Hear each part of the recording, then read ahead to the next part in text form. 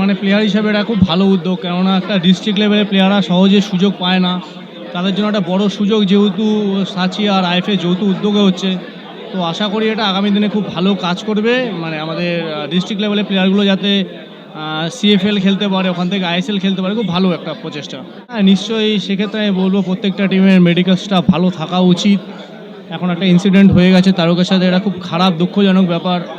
আমি বলবো মানে প্রত্যেকটা ফ্র্যাঞ্চাইজিকে বা টিমের মালিককে বা আমাদের আইএফের দিক থেকেও সবাইকেই বলবো, যাতে অনুরোধ করবো যাতে আমাদের প্লেয়ারগুলো তো খুব একটা বড় লোক ঘরে থেকে আসে না, গরিব ঘরেরই, তাদের একটা আগামী দিনে যাতে সেরকম প্রবলেম না হয়, ঠিক চিকিৎসাটা পায়, সেই জন্য সবাইকে বলবো যাতে এই দিকটা ভেবে দেখা হয়।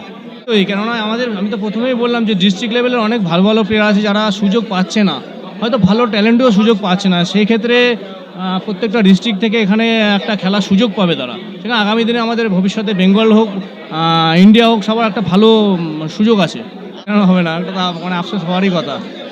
কেননা একটা সময় আমরা তো বেগ দিয়েছি থাইল্যান্ড নম্বরের টিমকে, সেখানে হেরে গেলে একটা বাজে লাগে। হ্যাঁ দেখো, এটা একটা ভালো সুযোগ, মানে সুযোগ আছে বাংলা ফুটবলের ক্ষেত্রে, বাংলার প্লেয়ারদের ক্ষেত্রে, এবং যেটা আজকে এই উদ্যোগ নিয়েছে আমি সাচিকে ধন্যবাদ জানাবো যে এই উদ্যোগটা নেওয়াতে এবং আইএফের সাথে কোঅপারেট করাতে। তবে আগামী দিনে কিন্তু যদি এটা সাকসেস হয়, সাকসেস তো হবেই অবভিয়াসলি, এবং বাংলার ফুটবলার অনেক উঠে আসবে এখান দিয়ে। বাংলার ফুটবলার কিন্তু আগামী দিনে আই লিগ কিংবা আইএসএল কিংবা ভারতীয় দলে জার্সি খেলার সুযোগ পাবে যদি তারা প্রতিভাবান হয় এবং খেলা দেখাতে পারে। আমি মনে করি খুবই ভালো একটা উদ্যোগ। আফসোস তো থাকবে, সারা জীবনে আফসোস থাকবে, কিন্তু এটা একটা গর্বের ব্যাপার যে আমাদের আজকে ইন্ডিয়ান মেয়েরা যেটা পরিচয় দিয়েছে গতকাল খুবই ভালো, এবং থাইল্যান্ডকে এএফসি কাপে চ্যাম্পিয়ন মানে কোয়ালিফাই করেছে পরবর্তী রাউন্ডে, সেটা কী হবে পরে কথা, কিন্তু কোয়ালিফাইটা করাটাই একটা সবথেকে বড় ব্যাপার এবং আনন্দের ব্যাপার। না, এটা হতে পারে, এটাকে অত জল ঘোলা করলে কিছু হয় না। এখন এটা হয়ে গেছে, একটা বৃষ্টি মাঠে ওর লেগেছে, হাতের সামনে যেটা পেয়েছে সেটা দিয়ে প্রোটেকশন দিয়েছে। আগামী দিনে এই শিক্ষা থেকে সব কিছু হয়, ভুল থেকেই। তবে আগামী দিনে যদি আরও ভালো প্রোটেকশন নেয় তাহলে আরও ভালো ফুটবলার উঠবে। নিশ্চয়ই গেটওয়ে রাত্রিও সুস্থ হয়ে উঠুক, আবার মাঠে নামুক। আশা করি খুব একটা বড় কিছু হয়নি, আগামী দিনে ভালো খেলবে, আরও ভালো জায়গায় যাবে। কোচ হোক হাবাস কেন, হয়তো আরও অনেক সিভি হয়তো জমা পড়ে আছে, কিন্তু যেই কোচ হোক আমরা চাই ইন্ডিয়ান ফুটবল ভালো জায়গায় যাক। কারণ যে অ্যাজ অ্যান ইন্ডিয়ান্স আমরা সবসময় চাই আমাদের দেশ যদি একটা ভালো জায়গায় যাক তাহলে সবসময় আমরা খুশি হব। আজকে মেয়েরা যেটা দেখিয়ে দিয়েছে সেটা আমরা চাই কি ছেলেরাই এই জিনিসটা করে দেখাক। কারণ হচ্ছে আমরা সবসময় বলি আমাদের ছেলেরা হচ্ছে উমেন্সদের জন্য একটা ইন্সপিরেশন, কিন্তু আজকে আমার মনে হয় এই জায়গা থেকে উমেন্স থেকে ইন্সপায়ার্ড হওয়া উচিত ছেলেরা। So hope for the best and যেই কেউ কোচ হোক, as long as the results are positive, that is what matters. Football খেলেছিলে আসিয়ান কাপে, সেই ঐতিহাসিক মুহূর্ত আমরা জানি। ভারতীয় ফুটবলও খেলেছিলে, তখন ভারত, থাইল্যান্ড, মালয়েশিয়ার মতো দলের কাছে হেরে যায়, আফসোস হয় না? হ্যাঁ, অবশ্যই আফসোস হয়, কারণ হচ্ছে এই দেশের সাথে যদি আমরা পিছিয়ে থাকে তাহলে বড় দেশের সাথে আমরা কি তাহলে আমরা কবে জিতবো? জাপান, কোরিয়া, আজকালে দেখো একটা টাইমে উজবেকিস্তান আর ইন্ডিয়ার মধ্যে 95, 97 দুটো স্লটের মধ্যে ডিফারেন্স ছিল। আজকে ওই দেশটা ওয়ার্ল্ড কাপ কোয়ালিফাই করেছে, আমরা র্যাঙ্কিং ওয়াইজ অনেক পিছিয়ে, আর আমরা এশিয়া কাপ অবধি কোয়ালিফাই করবো কি করবো না কোনো সন্দেহ আছে। তো আমার মনে হয় আমাদের অনেক কিছু ডেভেলপ করার দরকার আছে, বাট একটাই আশা রাখতে পারি কি যত তাড়াতাড়ি আমাদের দেশ কোয়ালিফাই করতে পারলে খুব ভালো হবে। ক্লাবের অনেক প্লেয়ার এনে দিয়েছে অতীতে, তারা ভালো খেলেছে, পর্তুগিজ থেকে এসেছে, ব্রাজিল থেকে এসেছে। এই বেঙ্গল প্রো লিগ, এই যে খেলাটা হবে, এতে করে বাঙালি প্লেয়ার কতটা উঠে আসবে বলে মনে করছে? না, আমরা তো চাই বাঙালি প্লেয়াররা ভালো জায়গায় চলে যাক কিংবা উঠে আসুক, আর এই কারণে কিন্তু সাচি স্পোর্টস আর আইএফএ এরা দুজন মিলিয়েই কিন্তু এই উদ্যোগটা নিয়েছে। তো আশা করছি কি এইখান থেকে ভালো ভালো বাঙালি প্লেয়ার আমরা দেখতে পাবো। তারও হেমব্রমের মতো এরকম বিজ্ঞাপন কি আর এই লিগে দেখতে পাওয়া যাবে? দেখো, এটা সব ডিপেন্ড করে ওর আগে এমআরআই রিপোর্টটা আসলে তারপরে বলা যাবে। It's too early to talk about all this now. Definitely ওটাই জেলায় লিগকে, কারণ দেখুন আপনাকে প্ল্যাটফর্ম দিতে হবে, আর আপনারা আইএফএ সবার থেকে শোনেন প্ল্যাটফর্মের জন্য একটা রিসোর্স লাগে, সে প্লেয়ার রিসোর্স হোক, ইনফ্রাস্ট্রাকচার গ্রাউন্ড হোক বা টাকা হোক। আজকে এই ধরো এই বিএসএলে 3 মাসের লিগে এখন 2-2.5 মাস পরে আমরা বাড়াবো, যে প্লেয়াররা চান্স পাবে তাদের তো দিনকার ভাত ডাল নিয়ে আর ব্যস্ততা করতে হবে না, ওদের ইন্স্যুরেন্স থাকবে। তো ফুটবলের ইকোনমিক ডেভেলপমেন্ট না হলে ও মন দিয়ে ফুটবল খেলতে পারবে না। সো ডেফিনেটলি এখানে একার পক্ষে আইএফএ, এআইএফএফ রাঁচি স্পোর্টসের পক্ষে বা জির পক্ষে একা সম্ভব না। তো এই যে 8টা 10টা 12টা ফ্র্যাঞ্চাইজিরা আগামী দিনে জুড়বে, তারা আমরা সবাই মিলে কিন্তু এই প্ল্যাটফর্মটা প্রোভাইড করব। Franchisee has been selected or yet to be decided? আমরা এবার ওদের সঙ্গে দেখুন আজকের লঞ্চের পর অনেকেই আমাদের সঙ্গে যোগাযোগে আছেন, আপনারা দেখেছেন অনেকেই এখানে আছেন। ডেফিনেটলি ইন্ডিয়ান ফুটবল, ইন্ডিয়ান স্পোর্টে কর্পোরেট ইন্টারেস্ট কিন্তু বেড়েই চলেছে। এটা আমরা ISL-এও দেখেছি, আই লিগেও দেখছি। সো আমরা খুব হোপফুল যে খুব শীঘ্রই আমরা এই 8টা ফ্র্যাঞ্চাইজ ফাইনাল করে আপনাদের সামনে তুলে ধরব। আর মিস্টার টোরি, এটা ছাড়া একটা প্রশ্ন অবভিয়াসলি খুব এসেই যাচ্ছে, বিকজ আপনারা যেহেতু দীর্ঘদিন মোহামেডানের সঙ্গে ছিলেন এবং আছেন ও রাদার খাতায় কলমে, they are suffering a lot due to some reason, সেটা শর্ট আউট করার কথা আপনারা কিছু ভেবেছেন? কারণ দেখুন already আজকে তো FIFA কামার ভাই ban তো একটা কামার case ভাই আছে। এসেছিল। আনফর্চুনেটলি মোহামেডানের সঙ্গে আমরা তো একটা লম্বা থাকার পরিকল্পনা করেছিলাম, কিন্তু আনফর্চুনেটলি নানা কারণ আছে। আমরা অফিসিয়ালি চিঠি দিয়েও FSDL-কে মার্চে জানিয়েছি। আমাদের যে নথিগুলো, যে চুক্তি ছিল যে আমরা শেয়ার পাবো আর টাকা দেব, সেটা কোনো না কোনো কারণে বোধহয় হয়নি।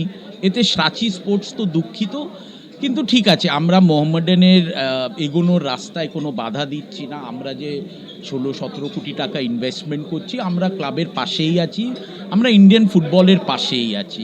মোহামেডানের ফিউচার মোহামেডানের কর্তাদেরই এগোতে হবে, এখানে আমাদের কোনো রোল আর রইল না। মানে এই প্রবলেমটা সর্ট আউট করার জন্য টাকা দরকার, তো ওদের are একটা you নতুন willing- ইনভেস্টর লাগবে, আমি সেই ইনভেস্টর আর নেই, কারণ আমরা ন্যাচুরালি মানে অফিশিয়ালি পার্টেড? হ্যাঁ, আমরা চিঠি FSDL-কেও দিয়েছি, মোহামেডানকেও দিয়েছি। এর আগেও আমি যতবার আপনাদের সঙ্গে ইন্টারাকশন হয়েছে আমি এটাই বলেছি, আমরা 31 মার্চেই চিঠি দিয়েছিলাম, সেখান থেকে আর আমরা নড়ছি না। ওরাও তো কথাবার্তা বলছে, আমরাও নানা মাধ্যমে শুনি যে ওরা লেগে আছে। আই এম হোপফুল কিছু তো হবেই, ইন্ডিয়ান ফুটবল থাকবেই, আমরা থাকবো না থাকবো, ইন্ডিয়ান ফুটবল থাকবেই, আর মোহামেডানও থাকবেই। খেলোয়াড়দের নিরাপত্তার ব্যাপারটা কীভাবে দেখছেন? ইন্স্যুরেন্স খুব ইম্পর্টেন্ট, এই জন্যে আমাদের ফার্স্ট টার্গেট হচ্ছে যে যে একটা খেপের বাজার আছে, আমরা সবাই জানি, আর প্লেয়ারদের জন্য এটা খুব ইম্পর্টেন্ট, কারণ তাদেরও একটা ইকোনমিক সাইড আছে, খেপে ওরা ভালো টাকা পায়। কিন্তু যেটা খেপের সমস্যা, যে ওরা প্লেয়ার ইন্স্যুরেন্সে বা ওই ফেসিলিটিগুলোতে যোগ না দেয়, যে হসপিটাল বা মেডিকেল পার্টনার, এইগুলো যেমন ISL-এ থাকে, আমরা আই লিগেও দেখেছি, BSL-এর ক্ষেত্রেও থাকবে। যারা ফ্র্যাঞ্চাইজি নেবে তারাও প্লেয়ার ইন্স্যুরেন্স রাখবে। আর ডেফিনেটলি বেঙ্গলে যদি 3-4 মাস CFL, আর যদি আগামী দিনে বছর 2-3-এর মধ্যে আমরা 3-4 মাস BSL-কে নিয়ে যেতে পারি, তাহলে এক একটা ছেলে এখানে 7-8 মাস ফুটবল খেলে নিজের রোজগার চালাতে পারে। মানুষদের কাছে খেলাটাকে পৌঁছে দেয় এবং একটা রূপ দেয় যেটাকে আঁকড়ে তারা ফুটবল মানবতাকে এগিয়ে নিয়ে যেতে পারে। নিজের জেলার খেলা মানে আমি আমার জেলাকে সাপোর্ট করব, আমার জেলার সেরা প্লেয়ারদের সেখানে খেলতে দেখতে পারবো, বিদেশিদেরও সেই মাঠে খেলা দেখতে পারবো এবং বিভিন্ন রাজ্যের ভালো ফুটবলারদেরও সেখানে খেলতে দেখতে পারবো। এরকম একটা কম্বিনেশন নিয়েছি। হ্যাঁ, আমাদের প্ল্যান যে আছে সেখানে বিদেশিরাও খেলবে, এটা এখনও ফাইনালাইজ হয়নি, এই নিচে ফাইনালাইজ হচ্ছে। তো এইভাবে হলে কী হবে, বাংলার যে জেলার ছেলেরা আছে তারা কিন্তু একটা প্ল্যাটফর্ম পাবে নিজেদের ট্যালেন্ট শোকেস করার, নিজেদের যে তাদের খেলার যে মান সেটা মানুষের সামনে তুলে ধরা, এবং টিভিতে দেখতে পাবে জিএর মতন একটা প্রেস্টিজিয়াস চ্যানেল এখানে এসে দাঁড়িয়েছে, মাঠে গিয়ে লোকে খেলা দেখতে পাবে। এবং যেটা বলছিল একটু আগে, শুধু খেলা নয়, এই খেলাটাকে ঘিরে একটা কার্নিভাল তৈরি করার উৎসব, যাতে একটা উৎসবের আকার নেয় এই টুর্নামেন্ট। তাতে কী হবে, এক, প্লেয়াররা নিজেদের খেলা প্রদর্শন করার একটা জায়গা পাবে। দুই, আমাদের ক্যালকাটা লিগের পরে একটা সংখ্যক ছেলে চলে যায় আই লিগ খেলতে বিভিন্ন ডিভিশনে, বাকি ছেলেরা কিন্তু খেপের মাঠ ছাড়া উপায় থাকে। এই খেলাটা কি করবে, এদেরকে আর একটা অল্টারনেট অপশান দেবে খেলা। আমরা সিজনটাকে বড় করতে পারছি, খেলার সংখ্যা বাড়াতে পারছি, মানে ক্যালকাটা লিগের পরে BSL-এ চলে যাবে, সেখান থেকেও কিন্তু একটা অর্থ উপার্জন করার ভালো সুযোগ আমরা পাচ্ছি। আর মেন স্ট্রিম ফুটবলে থাকার সুযোগ দিচ্ছে। জেলার যে প্লেয়ারগুলো কলকাতায় আসতে পারছে না, কিছু উঠতে পারছে না, তারাও কিন্তু স্পটেড হওয়ার একটা সুযোগ পাচ্ছে এই খেলার মাধ্যমে। যদি আজকে কোনো দুর্দান্ত প্লেয়ার দেখে, কলকাতার যারা বড় টিম আছে তারা নিশ্চয়ই তাদের ডেকে নেবে যে তোমরা এসো আমার হয়ে খেলো। আজকে ভারতবর্ষের এতগুলো টিম ISL খেলছে, তারাও কিন্তু নজর রাখছে এই টুর্নামেন্টটার ওপরে, যদি কোনো ট্যালেন্টেড প্লেয়ার থাকে তাহলে তাকে আমরা রিক্রুট করবো আমাদের টিমে। তো একটা বড় সুযোগের দরজা কিন্তু খুলে দেবে বেঙ্গল সবার। আর যেটা সব থেকে ইম্পর্টেন্ট হলো কমার্শিয়ালাইজেশন অফ ফুটবল, ফুটবলের বাণিজ্যিকরণ। ফুটবল যদি ডেভেলপ করতে হয় তাহলে প্রচুর টাকার দরকার, একাডেমি চালাতে গেলে টাকার দরকার, প্লেয়ারদের জন্যে ইন্স্যুরেন্স করতে গেলে টাকার দরকার, কোচ ভালো আনতে গেলে টাকার দরকার। এই টাকার জোগানটা কোথা থেকে হবে? আইএফএ তো কোনো গ্রান্ট পায় না যার উপরে আইএফএ চলে।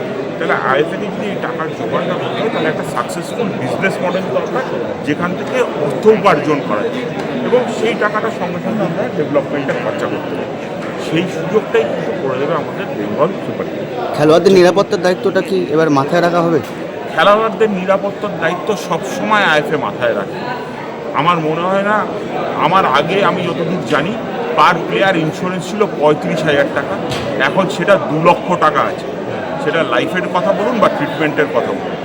আমার আগে আইএফএতে ছিল একখানা অ্যাম্বুলেন্স, আজকের ডেটে 4টে অ্যাম্বুলেন্স আছে, তার মধ্যে একটা এএলএস অ্যাম্বুলেন্স আছে, 6খানা এইডি মেশিন আছে। প্রত্যেকটা মাঠে আমরা ব্যবস্থা করে এইডি মেশিন রাখি, অ্যাম্বুলেন্স রাখি, স্ট্রেচার বয় রাখি। প্লেয়ারদের যেখানে হেলথের ব্যাপার সেখানে কিন্তু আইএফএ কোনো কম্প্রোমাইজ করে না। হ্যাঁ, আপনি এখন যদি ওয়ার্ল্ড কাপের সাথে তুলনা করেন তাহলে আপনি দিবানিদ্রা দিচ্ছেন বা আপনি অলিক স্বপ্ন দেখছেন, কারণ ফিফার সাথে আইএফএর তুলনা করলে আপনার বোধহয় ধারণা নেই যে ওয়ার্ল্ড ফুটবল বা ওয়ার্ল্ড কাপে কত টাকার খেলা হয়, এখানে কত টাকার খেলা হয়। একটু আগেই আমি যেটা বলছিলাম যে আইএসএলের সাথে তুলনা হচ্ছে, আইএসএলে মেডিকেলের দায়িত্বে কে থাকে? মেডিকেলের দায়িত্বে টিমরা থাকে, আইএসএল কর্তৃপক্ষ দায়িত্ব নেয় না। আই লিগে মেডিকেলের দায়িত্বে আই লিগ টিমরা থাকে, কর্তৃপক্ষ দায়িত্ব নেয় না। আইএফএর টুর্নামেন্টে কিন্তু সেটা নার্সারি হোক, সেটা প্রিমিয়ার হোক, প্রত্যেকটা ডিভিশনের দায়িত্ব নেয় আইএফএ। প্রত্যেকটা মাঠে অ্যাম্বুলেন্সের ব্যবস্থা করে আইএফএ, প্রত্যেকটা মাঠে এইডির ব্যবস্থা করে আইএফএ, প্রত্যেকটা মাঠে স্ট্রেচার বয়েজের ব্যবস্থা করে আইএফএ, প্রত্যেকটা মাঠে মেডিকেল পার্সোনালের ব্যবস্থা করে আইএফএ। প্রতিটা মাঠে কিন্তু এই ব্যবস্থাটা আইএফএই করে। ভারতবর্ষের আর কটা রাজ্যে এরকমভাবে কোনো রাজ্য নিয়ামক সংস্থা কাজ করে আমি জানি না, আইএফএ কিন্তু এটা করে। হ্যাঁ, আপনি বলতে পারেন যে সব কিছু হয়তো দৃষ্টিনন্দনভাবে হয় না, দৃষ্টিনন্দনটা ইম্পর্টেন্ট না। আপনাকে আমি 5 স্টার হোটেলের দিকে ট্রিটমেন্ট করলাম কিনা সেটা ইম্পর্টেন্ট না, ইম্পর্টেন্ট হলো আপনার সঠিক ট্রিটমেন্টটা হলো কিনা। একটা প্লেয়ার ইনজুরি লাগলে সে যদি মাঠে ফেরার জন্য যা ট্রিটমেন্ট দরকার সেটা পায়, তাহলে পরে সেই প্লেয়ারটা সঠিক ট্রিটমেন্ট পেয়েছে এবং সেই প্লেয়ারটার কেরিয়ারটা প্রোটেক্ট হয়েছে। আজকে একটা প্লেয়ার বড় হসপিটালে ভর্তি হতে পারে গিয়ে ইনজুরি লাগলে, কারণ তারা জানে যে আইএফএর একটা স্ট্রং ইন্স্যুরেন্স রয়েছে যেটা তার খরচাটা বহন করবে।